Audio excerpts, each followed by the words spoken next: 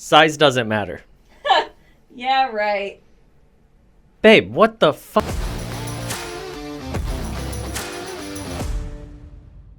This is the 35mm f1.8 from TTArtisan. It's a new-ish lens that came out a couple of months ago, I believe. And I've got a secret to tell you. This is my first prime lens. I know, pretty wild, especially since I have years of experience in photography. But hear me out. Usually I'm a pretty minimalist photographer anyway as it is, meaning I just don't carry a lot of gear with me at any time. So instead of having a bunch of different prime lenses, instead I've always used telephoto lenses. My mentality was always, if the focal length that I want is in a telephoto lens plus other focal lengths and different apertures all combined into one package, why do I need a prime lens to begin with?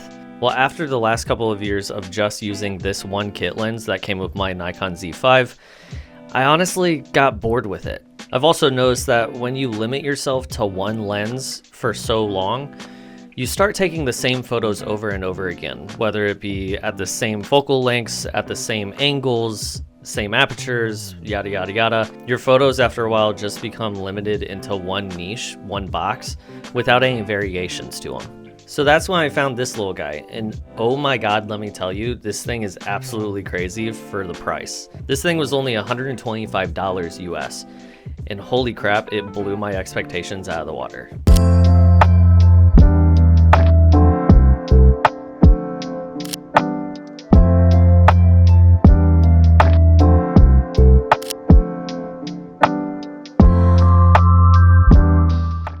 Something quick to point out, yes, this is a 35mm lens, but when you attach it to a full-frame mirrorless camera like this Z5 here, if you don't change any of the settings, then you're going to get a lot of vignette in your photos right off the bat. So while yes, this is a 35mm lens, it is a crop lens, meaning in reality, in practice, it's going to be about a 52mm lens, which honestly I really like in my opinion. Focal lengths are a topic of a lot of discussions, a lot of arguments all across the internet. Some love the true 35mm, some love 28mm, others love the nifty 50. What I actually love about the 50mm is that it actually matches the human eye focal length, meaning photos taken with a 50mm look completely natural, no distortion, no warping whatsoever. And I just really love the natural look of photos taken with a 50mm.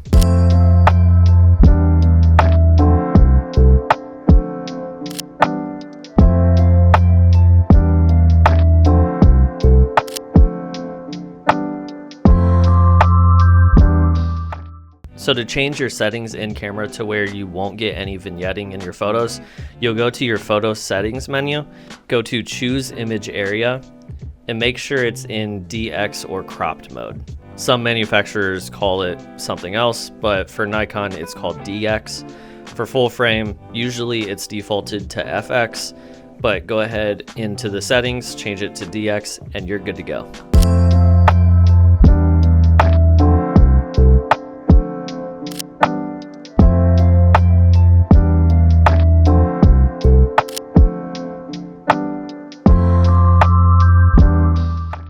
So what are the benefits of using a prime lens instead of a telephoto or zoom lens?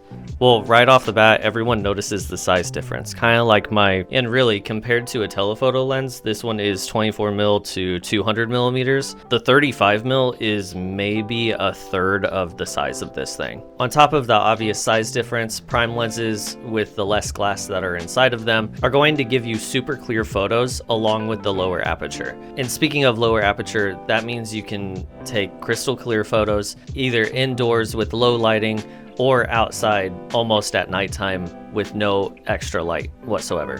Another great thing that a lot of people love with a prime lens with low aperture is the amount of bokeh that you get with your photos. If you don't know what bokeh is, it's basically a super shallow depth of field, meaning your subject is in immediate focus, but anything behind that subject is a complete blur. Not a complete blur, but a lot of people use the term bokeh balls, which is light sources in the background being blurred into a fuzzy little ball that in the background looks like a little spots of highlights. And it looks really, really cool when your background is blurred altogether.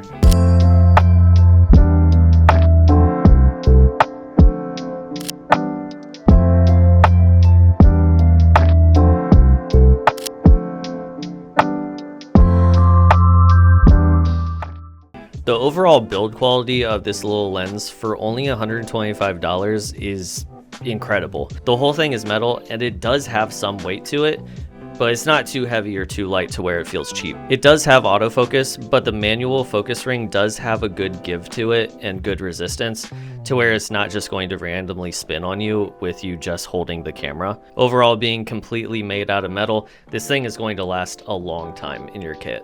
But not all of it can be too good to be true. The autofocus is a little slow, but I think that may just be a super low aperture thing with a very shallow depth of field. But really, if you're not doing fast-paced street photography where everything needs to be in focus, you're not going to be using the low aperture. You're going to be using the f8, f9, f10 aperture anyway to make sure that everything is in focus. You're not going to be using f1.8 for super quick street photography, expecting your main subject to be in focus every single time. At 1.8 mixed with the 50mm focal length, I learned that you're just going to want to take an extra second or two to make sure that your subject that you want is fully in focus.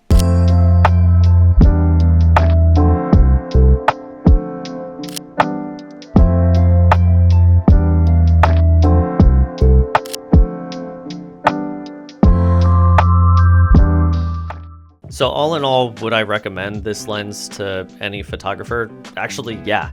At 125 bucks, you really can't go wrong with this thing. It gives you super clear photos even in low light, and the build quality alone, with it being made fully out of metal and of course glass, there's no plastic to it, except for the caps of course. But the lens as a whole, it's going to stand the test of time in your kit. And after the crop, the 35mm turns into a nifty 50, which honestly is most photographers' second lens anyway.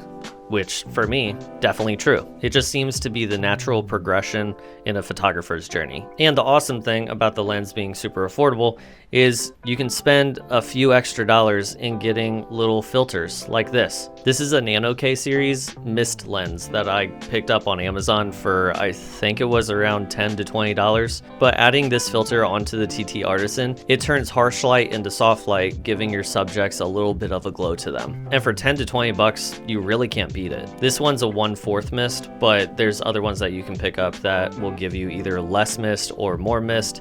A lot of people opt for ND filters, which is for different lighting situations. There's a lot of different filters that you can get that a lot of people really don't talk about.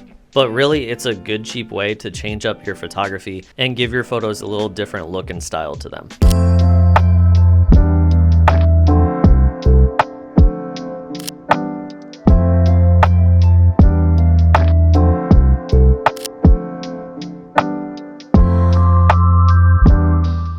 With this new lens on my camera, it really makes it feel like the perfect size. Not too big to where you're going to stand out in a crowd, and it's not too heavy at all to where you're going to get tired after a little bit of carrying it around. This really is the lens that I can see myself holding onto throughout my entire photography career. And for 125 bucks, that's pretty unbeatable. Thank you all very much for watching today. Very much appreciate y'all coming back and checking out the new content, especially since I'm a brand new channel starting from scratch, talking about photography and graphic design, all things art that I truly love. If you could do me a favor, go ahead and subscribe, hit that notification bell so you're notified whenever I post anything new here. And also, if you like the content, go ahead and give it a thumbs up. It's totally free to do. And leave a comment below on what you want to see from me next. The logo files I did last week on the Nike swoosh, a lot of people seem to like that content. So in the future, I'll definitely roll out some more of those for different companies and different logos. So that's it from me today. Thank you all very much for watching. So until next time, deuces everybody.